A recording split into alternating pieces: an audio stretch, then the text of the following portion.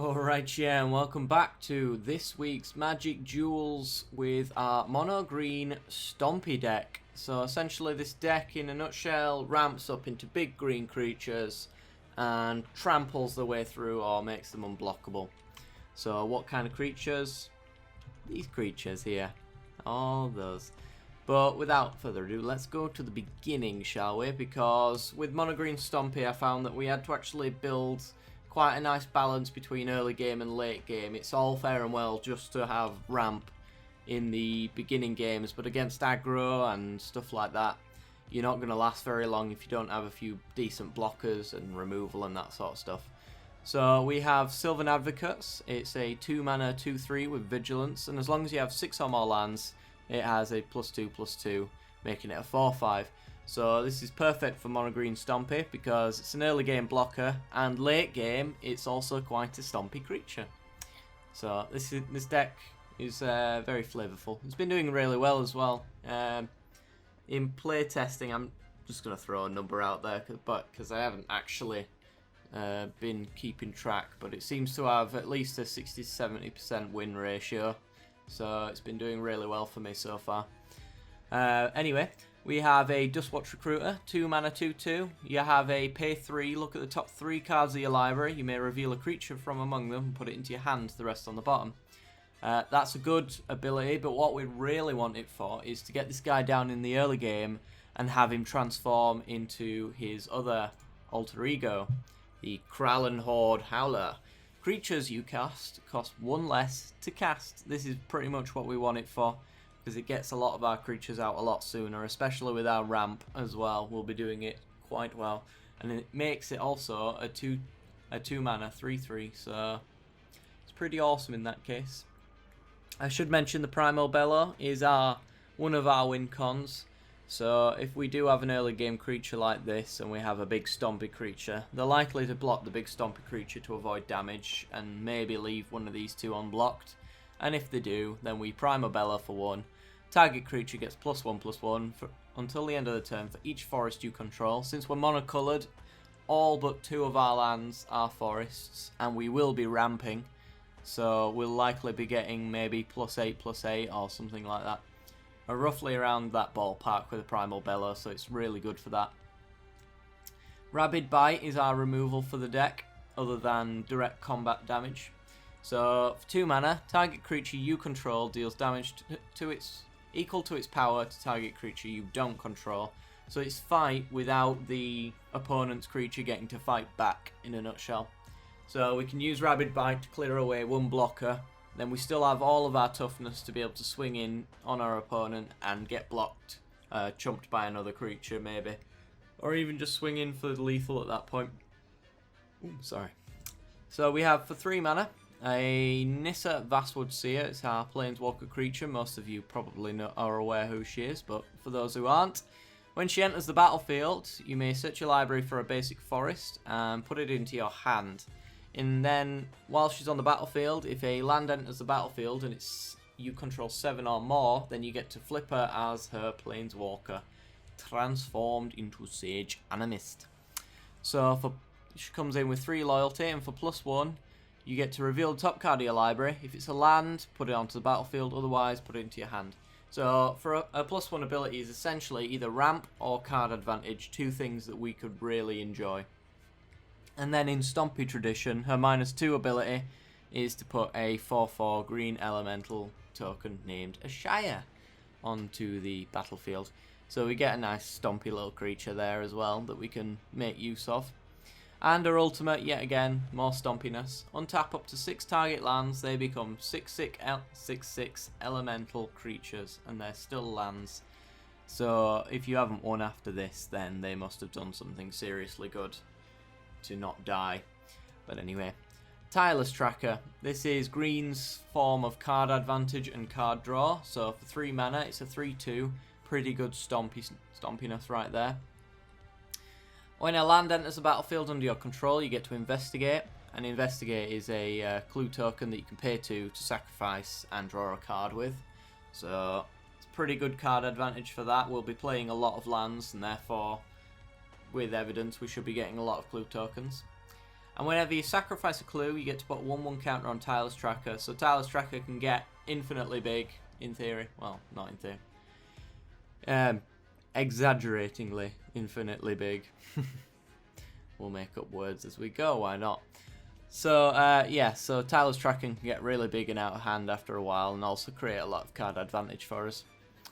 Reclamation Sage, not a great creature, to be honest, other than the fact that it can destroy artifacts and enchantments, which makes it a crucial part of the deck because there's nothing else that can in our deck. So, and it's pretty much the best form of removal for artifacts and enchantments, so that's why it's in here. I don't like it because it doesn't interact with a lot of my cards, but it has to be in here pretty much, otherwise stuff like mill and artifacts can pretty much just rush you out, so that's why it's in here. Elemental Bond. For 3 mana, whenever a creature with power 3 or greater enters the battlefield under your control, draw a card. So this is one reason why Reclamation Sage does not interact with our deck, because it's 2 mana, so it won't trigger the Elemental Bond. Whereas, if we look at all the creatures, Sylvan Advocate has the potential to trigger the bond. Duskwatch is card advantage in his own right, so he's fine. Nissa thins a deck out for a land, card advantage in its own right. Tireless Tracker triggers it, and every creature from then on is guaranteed to trigger the Elemental Bond. So every creature, bar a few, can actually replace itself, and it turns it into a cantrip. It's only 2 of though, because we didn't really want to see too many of these, because we do have Tireless Trackers in their place, and you know, we just really want to thin our deck out and grab creatures and start aggroing our opponent out that way. Pulse of Marassa, so for 3 mana, return target creature or land card from a graveyard to its owner's hand, you gain 6 life. So it's Reanimate in a nutshell for green. It also gains us 6 life, so against aggressive decks in the early game, this is one thing that can tip the scales in our favour. If they're playing some sort of burn strategy or white weenie or something like that. That 6 life might be all we need to be able to get one of our big creatures out and block theirs, and hopefully stabilise the board from that point on. So that's why it's in here. Nissa's Pilgrimage, a 3-of for 3 mana. Search your library for 2 basic forests. Put 1 into the battlefield tapped, the rest into your hand. It says the rest because Spell Mastery allows you to do it for 3 if you've got 2 or more instants or sorceries in your graveyard, and put 1 of them into play. So the reason why this is a 3-of over this being a 4-of is because we do actually have a fair amount of creatures that care about us playing lands.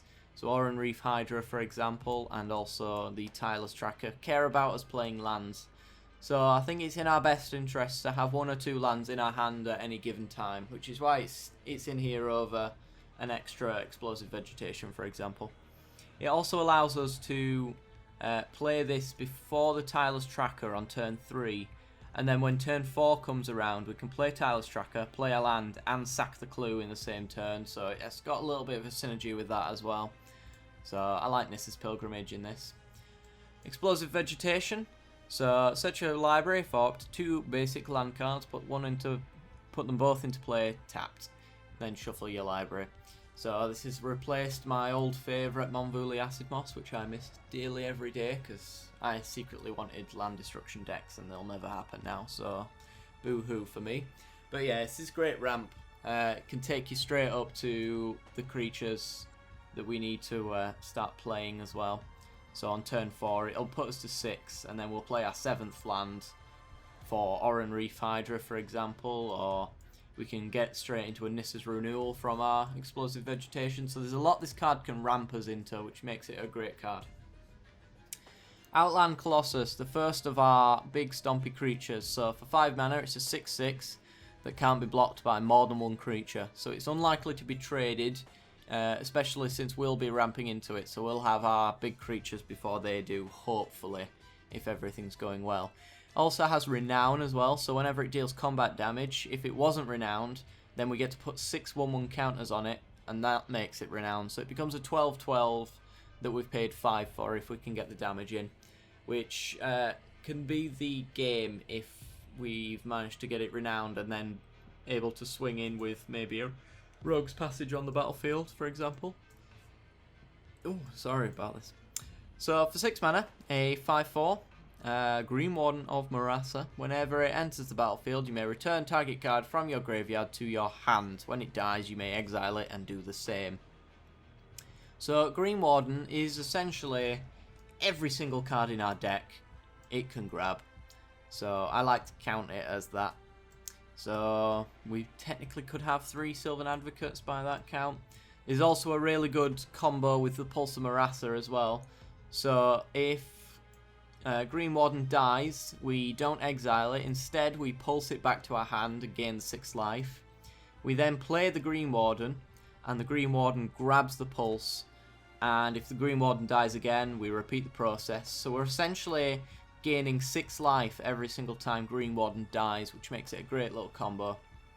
But at any time we want to quit the little combo and get some other card from our graveyard, we can exile it and return a different card. So we've got that option at all times. Ulvenwald Hydra, 6 mana with Reach. It is power and toughness equal to the number of lands you control, which is likely to be a lot. And when it enters the battlefield, you may also search your library for a land card, not just a basic land, and put it onto battlefield tapped. I'm hoping that in the next set we get some special lands that I can search for with a Hydra. But for now, the land we're usually searching for is Rogue's Passage over here, which can allow it to be unblockable. So essentially, Ulvenwald Hydra is a 6 mana 6/6 with Reach that can become a 7 mana the turn after and become unblockable. That's the way I see it, which is probably why it's a mythic, because it's so useful in that regard. So we've got an Oran Reef Hydra for 6 mana with a trample 5/5 with landfall. Whenever a land enters the battlefield, you may put 1/1 counter on it. Unless it's a forest, then you get to put 2 1/1 counters on it instead. So this creature can get out of hand very, very quickly and can obviously outpower our Eldrazi, which is good. It's what we want to see. So yeah, this is pretty much Stompy 101.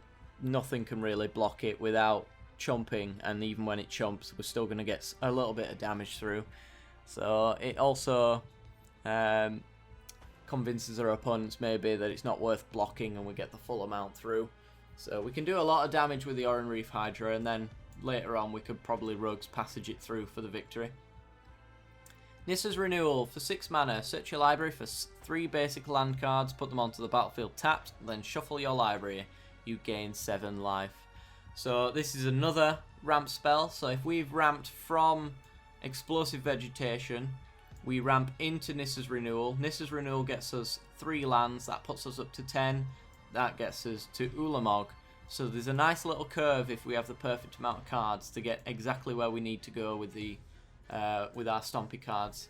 But if not, then we've just ramped up 3 cards. We've also gained 7 life, which versus aggro, if we're doing this, we've likely stabilized, and we can start pulling out big creatures that they can't get their little creatures through. So Nissa's Renewal, great little card as long as we can get to it. Gaia's Revenge for 7 mana. It cannot be countered, it has haste, and it's an 8/5, and it also cannot be the target of non-green spells or abilities from non-green sources, which means it cannot be targeted by our opponent's Ulamog, which makes it a great creature for us. Unfortunately, it cannot be targeted by our Rogue's Passage, since lands are colourless. Even forests, for those who are aware, are colourless. So, unfortunately though, we can target it with our removal spells, so it allows us to do that. And not many people are playing fight mechanics in the format as well, which would be a good removal for a Gaia's Revenge. Unfortunately, no one's playing them. I haven't really noticed many people playing Mono Green Stompy at all, so it's pretty much why I wanted to build it. And also, this deck's been doing really well when I've been playing with it in my own time, so I wanted to share that with you guys. So essentially, Ulamog is the last card we're going to show of note. So for 10 mana, it's a 10/10 with Indestructible, and when you cast it, you may exile 2 permanents. So we can stabilise the board just straight off of Ulamog for the most part. If they're playing Mill, we've just got rid of 2 of their Fevered Visions or Sphinx's Tutelages. If they've got a widened board, we can thin that board.